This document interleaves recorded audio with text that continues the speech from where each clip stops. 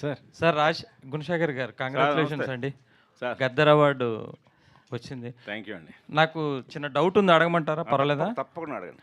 అంటే ఇప్పుడు భూమిక క్యారెక్టర్ ఉంది కదా, ఆమె ఆమె మీకు కొడుకు మీద ఎవిడెన్స్ ఆమె ఇస్తుంది పోలీసు వాళ్ళకి. అవును.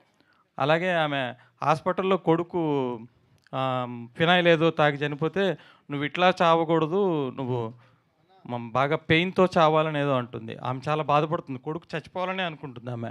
మరి అలాంటిది భూమిక ఆమెను బయటకు తీసుకొస్తుంది. కొడుకుని తీసుకొచ్చినప్పుడు కొడుకు ఆమెను చూసి టెంప్ట్ అయినప్పుడు వెంటనే ఆమె ఆ కొడుకుని కాల్చకుండా ఎట్లా కంటిన్యూ చేస్తుందండి ఆమెను? అబ్బాయిని సినిమా చూసే అడుగుతున్నానండి. ఫస్ట్ అంటే ఆమెను మొదట కొడుక్కి దీనిగా చూపించారు, ఆ తర్వాత మళ్ళీ దీనిగా చూపించారు. క్లియర్గా చెప్తాను, తిరిగానే చెప్తాను. డౌట్ అండి ఇది, మీరు ఇంకో నెగిటివ్గా తీసుకోవద్దు సార్. ఇలా డౌట్లు అడగాలి, ఒక్కొక్కరు ఒక్కొక్క రకంగా అర్థం చేసుకుంటారు సినిమాని. అందుకని నేను చాలా సహృదయంతో తీసుకున్నాను మీ కామెంట్, నాకు నచ్చింది కూడా. ఇది చెప్తే కూడా మంచిది కూడా అందరికీ, కేవలం మీకే కాదు, ఈ ఆన్సర్ అందరికీ చెప్తే మంచిది. అంటే ఆవిడ ఒక్కసారి నిర్లక్ష్యం చేసిందండి. సో తన కెరీర్ పట్ల తన కాలేజెస్ని పెంచుకోవాలనే దీంట్లో నెగ్లెక్ట్ చేసింది.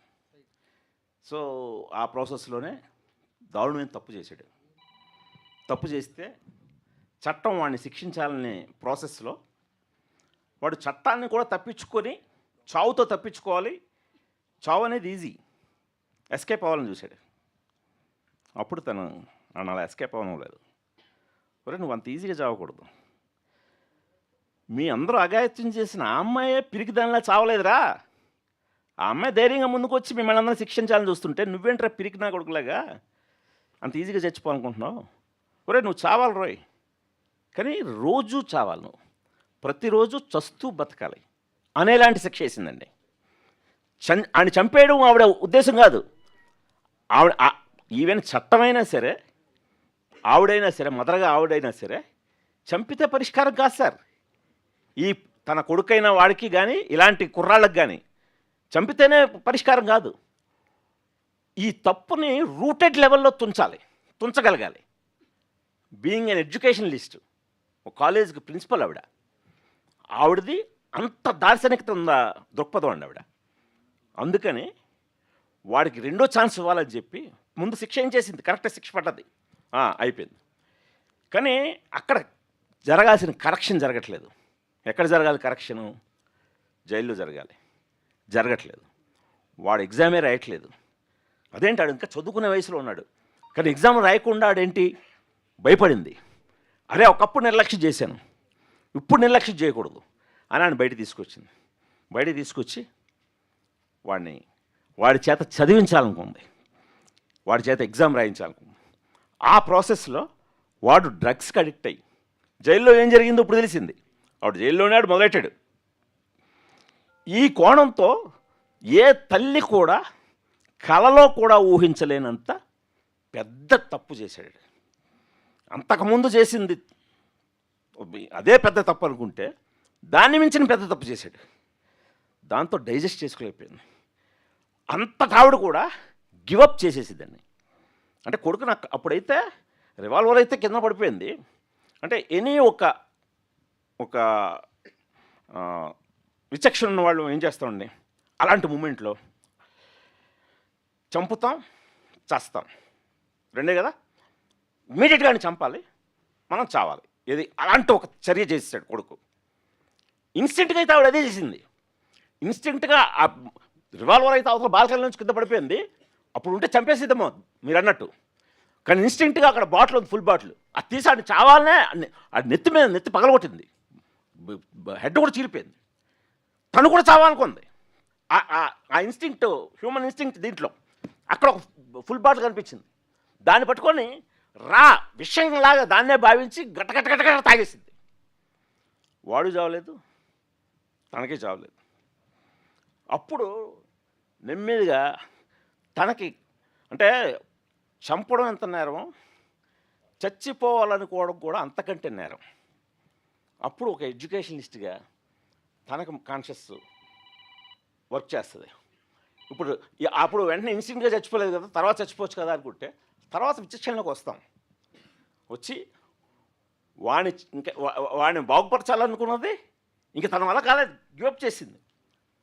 తను చావాలనుకోవడం కరెక్ట్ కాదు అని చావుని ఇండైరెక్ట్గా కొని తెచ్చుకుంటూ అలా వదిలేసింది. ఇది కొడుకులోని మార్పుకి ఇది ట్రిగ్గర్ పాయింట్ అయింది. వాడు ఎన్నాళ్ళు తను చేసిన తప్పు, తన తాలూకు వ్యవహారం ఎలా ఉందో ఇప్పుడు అమ్మను చూస్తాడు భయం వేస్తుంది. అమ్మ ఎంతైనా వాడు బాగా పెరిగిన కుర్రాడు, మదర్ తాగుతుంటే మదర్ ఆ తాగి రోడ్డు మీద పడిపోతుంటే వాడు కాన్షియస్గా ఉండాల్సి వస్తుంది. వాడు దానికోసం మానేలేదు, కాన్షియస్గా ఉండాల్సి వస్తుంది. ఎందుకంటే తల్లిని సింగిల్ పేరెంట్, తల్లిని తీసుకెళ్ళి ఇంట్లో చేర్చాల్సి వస్తుంది. ఈ ప్రాసెస్లో ఈ వాళ్ళలోని ఈ గొడవ వదిలిపోద్ది. ఆవిడకి ఏదో ఎగ్జామ్ కదా రాయాలనుకుంటుంది, అలా అని చెప్పి రాయాలనుకుంది. ఆవిడ కండిషన్ కూడా అది. ఆ కండిషన్ ప్రకారం వాడు చదువుతున్నాడు. ఆవిడ చదవడం కావాలి, వాడికి ఇంకొక లైఫ్ అవ్వడం కావాలి. వాడికి ఇంకొక లైఫ్ అవ్వడం కోసం మొదటాడికి లైఫ్ వేయించిన తల్లి ఎంతవరకైనా వెళ్తుంది. అలా అంతవరకు వెళ్ళింది. అంతవరకు వెళ్ళి వాడికి ఓ బ్రహ్మాండమైన ఇంకో జీవితాన్ని ప్రసాదించిందండి.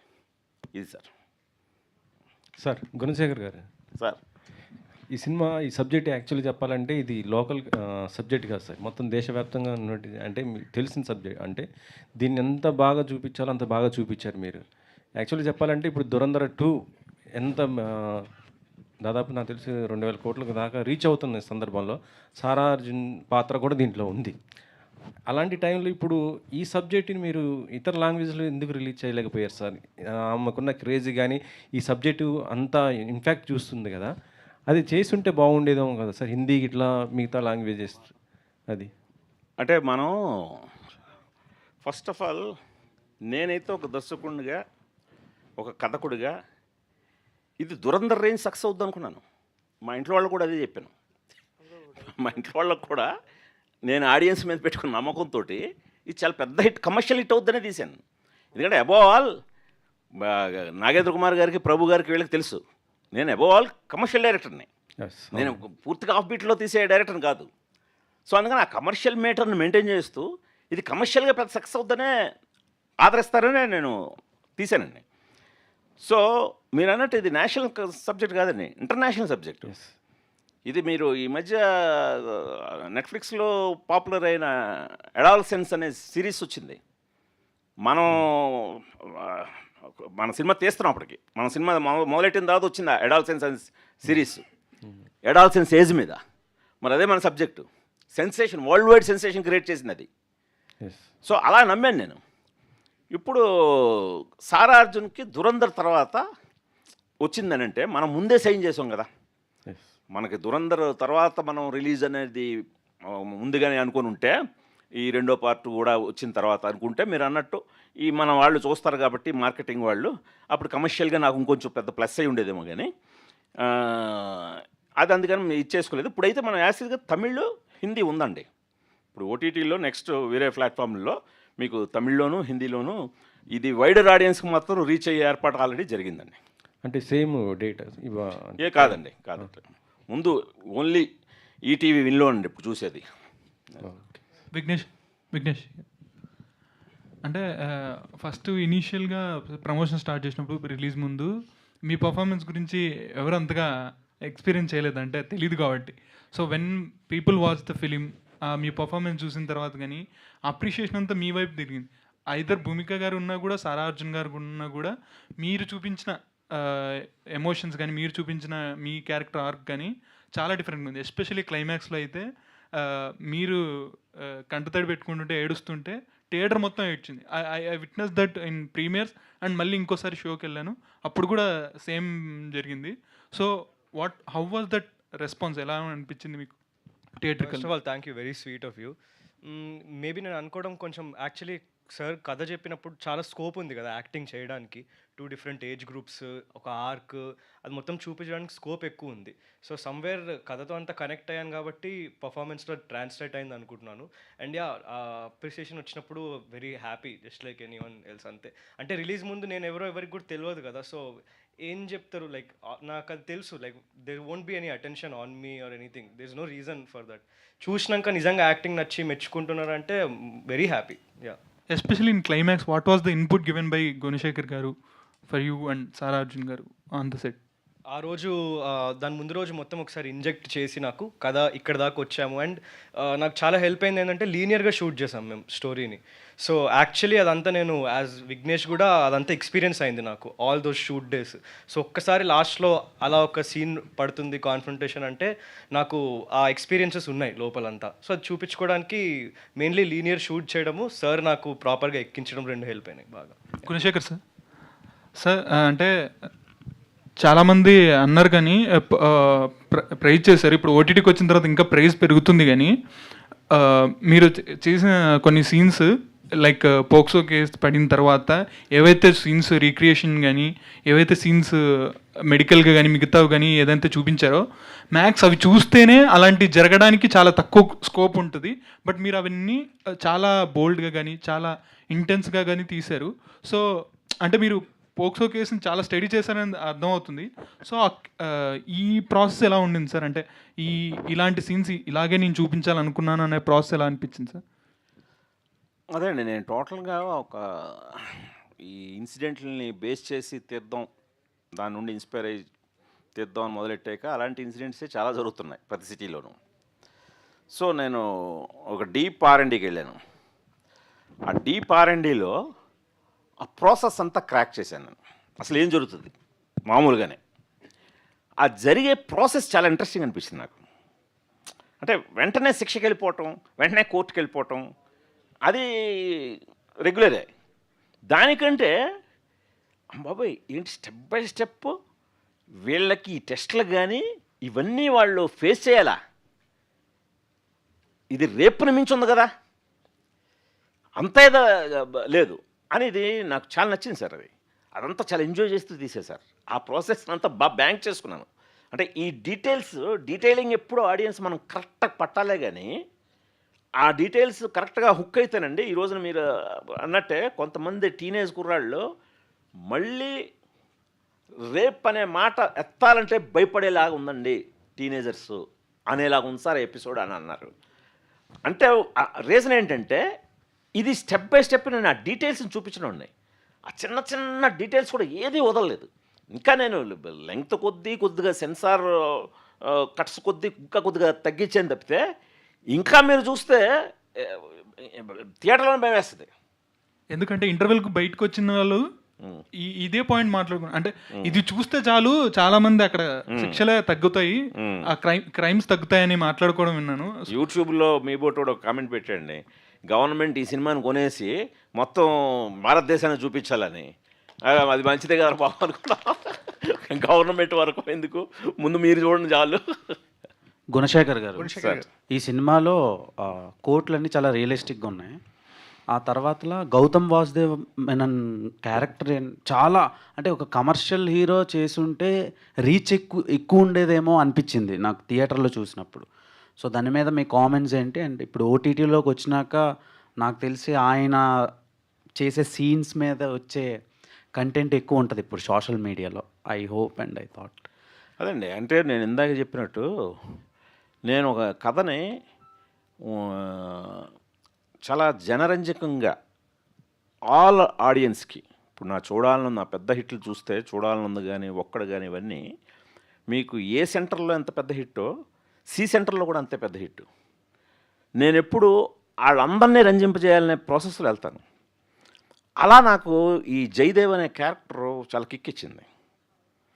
డెఫినెట్గా ఈ జయదేవ్ క్యారెక్టర్ ఒక స్టార్ వేస్తే బాగుంటుంది అని నిజంగానే కరెక్ట్గా మీరు కూడా వెంకట్ శ్రీకర్ కూడా అడిగారు ఇదివరకు ఒక ఇంటర్వ్యూలో. సరే చూస్తుంటే క్యారెక్టర్ భలే ఉంది, ఒక హీరో లాగా ఉంది, మీరు గౌతమ్ మీనన్ అంత లవ్ చేసేసి అతను ఏదో ఒక స్టార్ హీరోలో చూపించారేంటి సార్ అంటే దానికి దీనికి అదే సమాధానం. నేను స్టార్ హీరోని అనుకునే రాశాను ఉంటే బాగుంటుందని. కాకపోతే కొన్ని కారణాల వల్ల నేను ఒక 2-3 నెలలు వెయిట్ చేశాను. అది డేట్స్ వర్క్ అవ్వలేదు. సో అందువల్ల నేను ఓకే ముందు పాత్రగా వెళ్దాం అని చెప్పి గౌతమ్ మీనన్ని తీసుకోవడం జరిగింది. తర్వాత సినిమాలో సినిమా చూసినాక నాకు కొద్ది రోజులు నిద్ర పట్టలేదు సార్. తర్వాత ఎప్పుడైతే సారా అర్జున్ లాస్ట్ క్లైమాక్స్ పార్ట్ వరకు వచ్చిందో సో అది ఎవరు ఎక్స్పెక్ట్ కూడా చేయరు. సో అంత మంచిగా పెర్ఫార్మెన్స్ చేయించి, అంత బాగా చేయించిన తర్వాత థియేటర్స్‌కి ఆడియన్స్ రాకపోయేసరికి కొంచెం డిసప్పాయింట్‌మెంట్ ఉంటది మీకు. అంటే అవార్డులు ఎన్నొచ్చినా ఆడియన్స్ వచ్చి అప్రిషియేట్ చేస్తే వచ్చే అప్లాజ్ ఎక్కువ సాటిస్ఫాక్షన్ ఇస్తది మీలాంటి ఫిల్మ్ మేకర్స్‌కి. సో దాని మీద ఒపీనియన్ ఏంటి? అండ్ ఇప్పుడు ఈటీవీ విన్‌లో వచ్చే రెస్పాన్స్ చూసి దానికి ఇంకా ఎక్కువ నేను మీరన్నట్టు డిసప్పాయింట్ అయ్యేవాడినేమోనండి. కానీ మా ఇంట్లో నా మిసెస్ రాగిణి కానీ, నీలిమ కానీ, యుక్త కానీ, వాళ్ళు ముందు మనం ఎఫర్ట్‌లో ఎక్కడా లోపం లేకుండా నిజాయితీగా తీసాం. చూసిన ప్రతి ఒక్కళ్ళు దీన్నే ఆ రేంజ్‌లో పొగుడుతున్నారు. ఇది నీడ్ ఆఫ్ ది అవర్. ఈ సినిమా ఇంకా పెద్ద హిట్ అవ్వాలి, ఇంకా పెద్ద హిట్ అవ్వాలి.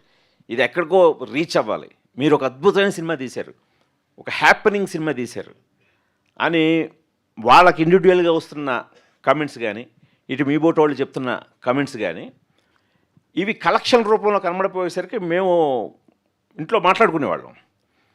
నేను ఇప్పుడు వీళ్ళ సపోర్ట్ లేకపోతే నేను చాలా డిసప్పాయింట్ అయ్యి చాలా ఒక రకమైన విరక్తితోటి ఇంక ఎలాంటి సినిమాలు తీయాలరా బాబు అనేలా జోన్లోకి వెళ్ళిపోయి ఉండేవాడేమో. నేను అలా వెళ్లకుండా లేదు, ఈ సినిమా ఇప్పుడు నేను కొన్ని సినిమాలు గతంలో తీశాను, డిసప్పాయింట్ చేశాను. వాటిని మేము వదిలేసాం రెండో రోజే, అంతే కదా. ఇప్పుడు మాది అంతకుముందు సినిమా మేము ఫ్యామిలీతోటి ఇన్వాల్వ్ అయిన సినిమానే ఒకటి ఆడలేదు. రెండో రోజే దాన్ని వదిలేసాం. మేము చాలా రియాలిటీకి వచ్చాం. ఓకే, ఇది పూర్తిగా ఇగ్నోర్ చేశారు ఆడియన్స్, మనం దాన్ని యాక్సెప్ట్ చేయాలి అని అంతే గౌరవప్రదంగా మేము కూడా దాన్ని యాక్సెప్ట్ చేసి నోరు తెరవలేదు నెక్స్ట్ డే నుంచే. Okay sir. బట్ ఈ సినిమాకి అలా కాదు.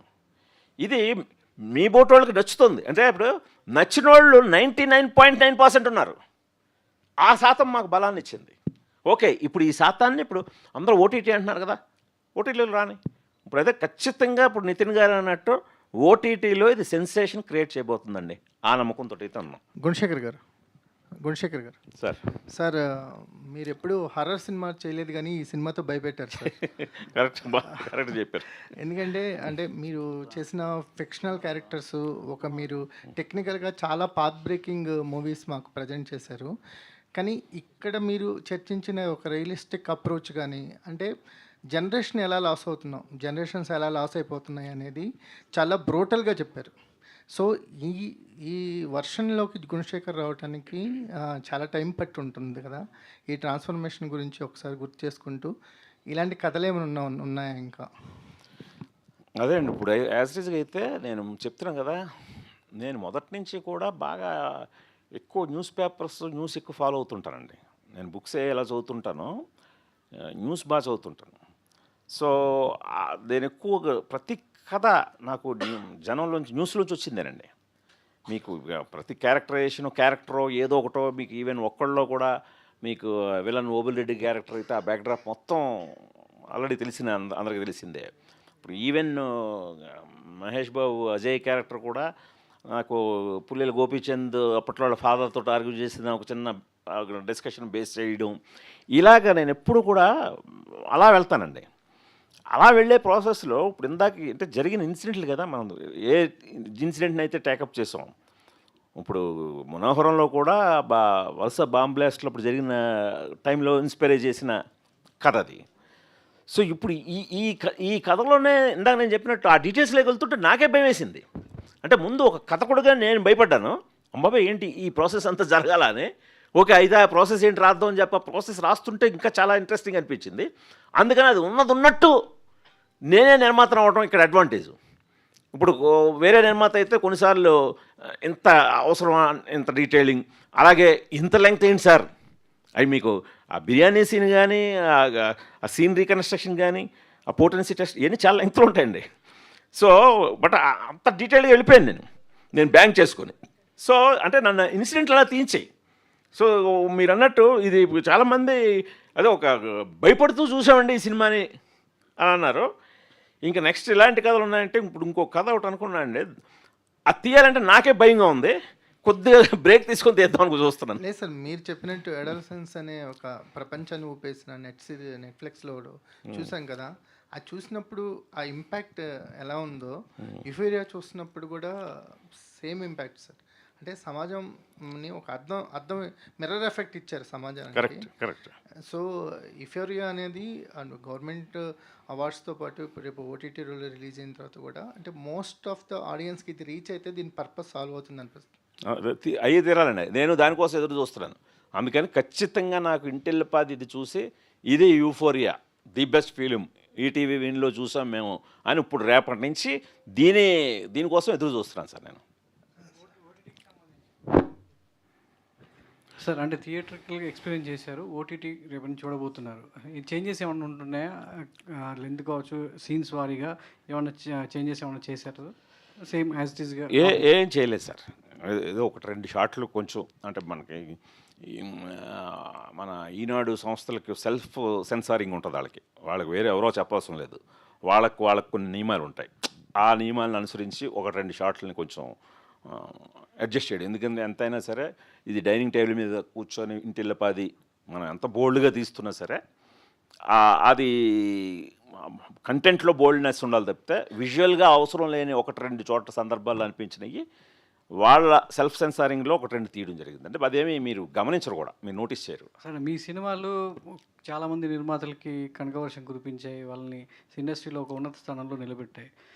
మీ కుటుంబం అంతా కలిసి సినిమా మీద ఉన్న ఒక ప్రేమతో మంచి సినిమాలు, కథాబలం ఉన్నటువంటి సినిమాలు ప్రేక్షకులకి, మనుషులకు కాదు మనసులకు హత్తుకునే సినిమాలు ఇవ్వాలని మీ ప్రయత్నం. కానీ ఎక్కడ కమర్షియల్గా ఆలోచించట్లేదు, మంచి కథలు ఇద్దాం అనుకున్నారు. కానీ ఫ్యామిలీ పరంగా చూస్తే ఆర్థికంగా కాస్త వెనుకబడినట్టుగా అందరూ మిమ్మల్ని భావిస్తుంటారు. గుణశేఖర్ గారు ఏంటి, ఫ్యామిలీతో కూడా ఇలాంటి సినిమాలు తీసినా కానీ లాభాలు రావట్లేదు, థియేటర్గా కొంత రెవెన్యూ తగ్గిపోయిందా, ఎక్కడ నిరుత్సాహం అనేది ఎక్కడన్నా ఉంటుందా, దాని నుంచి ఎలా బయటపడుతుంటారు పిల్లలు కావచ్చు, మీ ఫ్యామిలీ అంతా? అంటే ఒక చోట కాకపోతే ఒక చోట అండి ఎప్పుడు కూడా.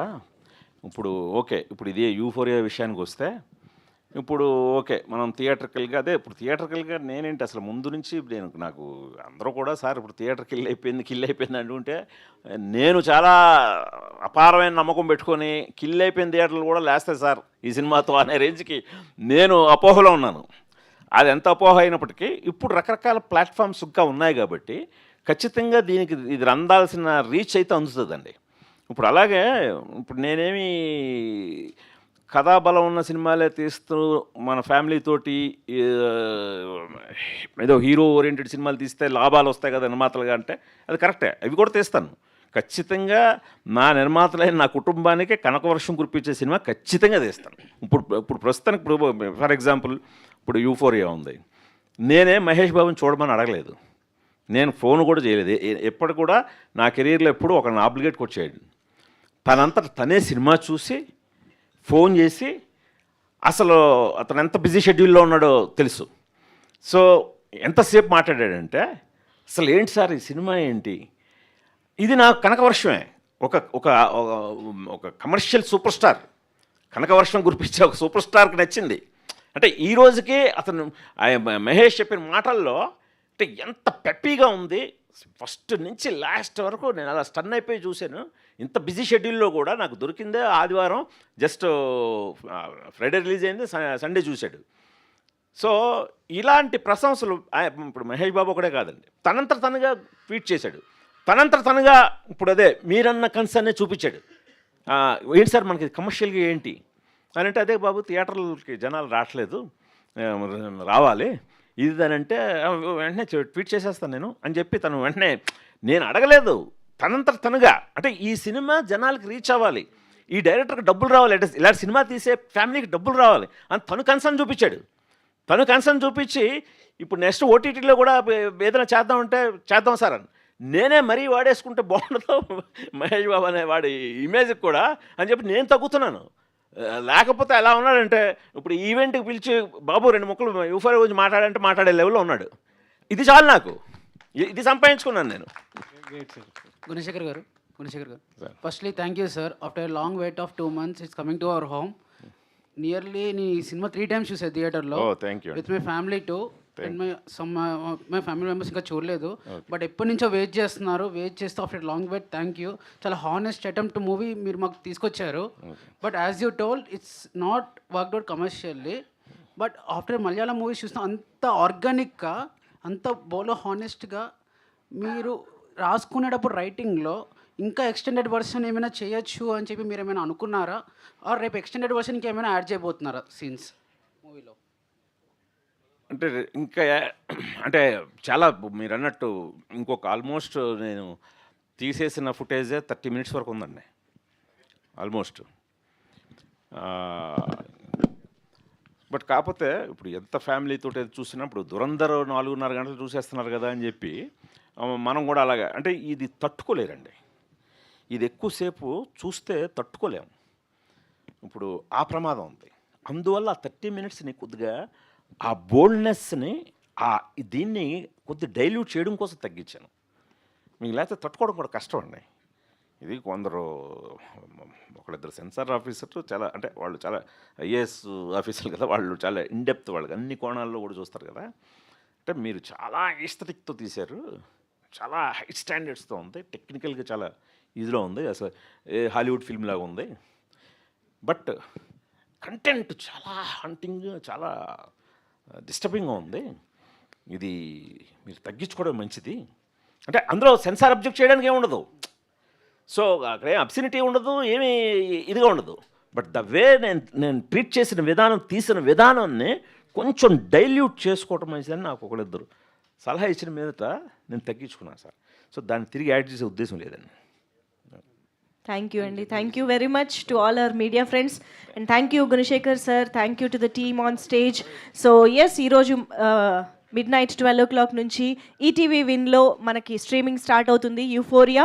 సో మిస్ అవ్వకుండా ఫ్యామిలీ అందరితో కలిసి సినిమాని చూసి ఎక్స్పీరియన్స్ చేయండి. And yes, thank you so much everybody for joining this event and successful streaming అవర్స్తో మళ్ళీ కలుసుకుందాం. Thank you so much Gunasekhar sir for joining. Thank you to the team. Thank you Neelima garu, Vignesh.